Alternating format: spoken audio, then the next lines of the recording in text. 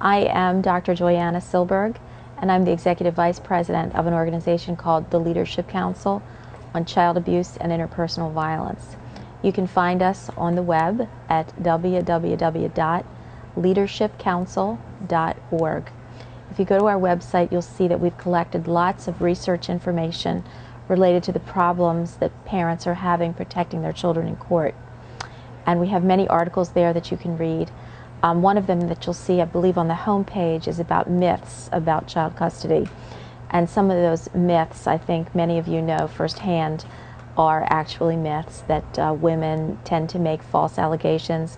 We know, in fact, that that's not really true, that studies show that there are very few false allegations made in the context of custody, and when they are made, they're equally made by men and women. In fact, more men than women in the recent studies are making false allegations. And you can read the rest of those things in the articles that are posted on our website. I have come up with a list of some of the most common mistakes that we see being made in courts, which prevent children from being protected from abuse. And I'll just go through a few of them so that you can understand what some of the common mistakes that are made are. One of them is a kind of a polarized thinking that judges have and that social services have, which is that if they cannot substantiate abuse, it means somebody made the kid lie or somebody coached the kid. There are many, many reasons why you cannot substantiate abuse. The child may be too young. The child may not want to talk in front of somebody that they don't know very well. The child may not have the correct words. The strict standards for some departments are that you need physical evidence, and you only find physical evidence in 4% of all cases. So there are many, many reasons why you cannot substantiate abuse. And another one of those myths is that the more times that a report is made, the more likely the report is to be false. Actually, the exact opposite is true. The social service studies show that the more times a report is made on the same child, starting, let's say, at the age of 3, moving through the age of 6 and 7, it's only when the child is able to communicate in a way that social services understands that you can actually validate. So having more reports is actually more likely to predict real abuse rather than false claims. Another one of the common mistakes made is when the courts use various syndromes that disparage mothers, and they give credence to things like parental alienation syndrome, to hostile aggressive parenting, to many different kinds of syndromes, a malicious mother syndrome.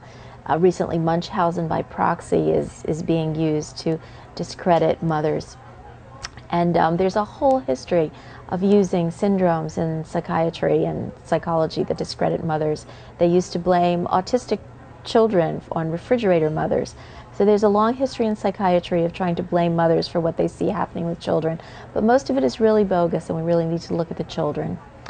Another problem that the courts have that causes mistakes is they often prevent disconfirming information from coming to their attention by court orders being written that say the child, the mother is not allowed to make any more social service complaints, or if the child is, the child can't go to a therapist because the therapist is the problem for telling the court about abuse.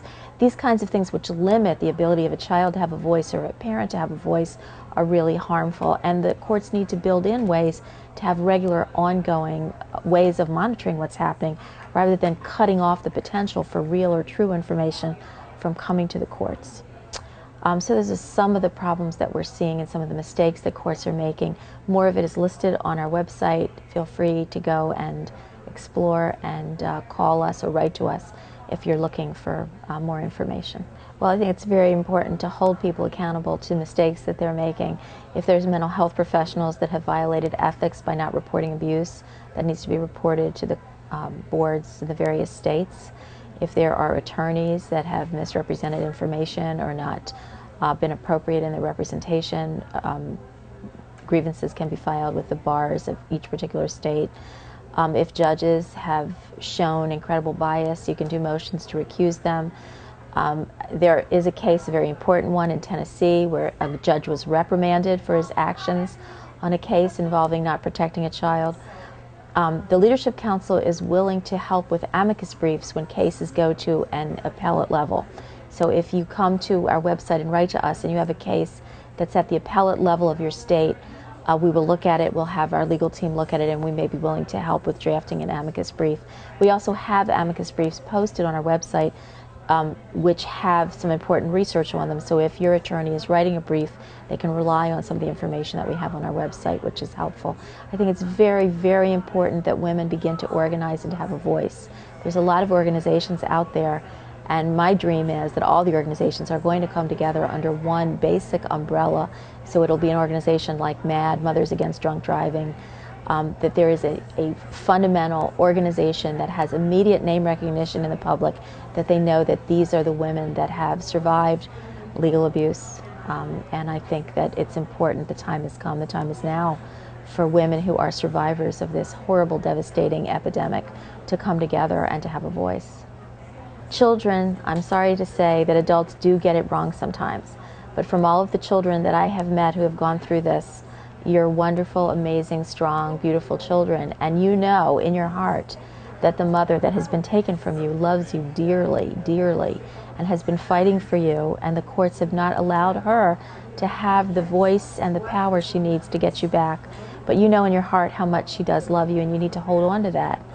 You know, I had the chance to visit a woman, unfortunately, who was put in jail for some of her efforts.